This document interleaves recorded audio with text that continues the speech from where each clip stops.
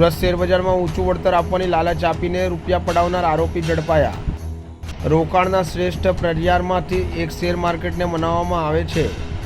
શેરબજારમાં અપર સર્કિટના શેર ખરીદવા માટે ઇન્સ્ટિટ્યુશનલ એકાઉન્ટ ઓપન કરવાથી સારું એવું વળતર મળશે એવી લોભામણી વાતો કરી વોટ્સએપમાં લિંક મોકલવામાં આવી હતી। 2 અલગ અલગ એપ્લિકેશન ડાઉનલોડ કરવામાં આવ્યા હતા। બાદમાં અલગ અલગ બેંક એકાઉન્ટોમાંથી 20,50,000 આરટીજીએસને ટ્રાન્સફર કરાવ્યા હતા। તેમાંથી ફરિયાદીએ 3 લાખ વિડ્રો કરવા દેવામાં આવ્યા હતા। બાકીના 17,50,000 તથા પ્રોફિટના રૂપિયા વિડ્રો કરવા દેવાયા ન હતા।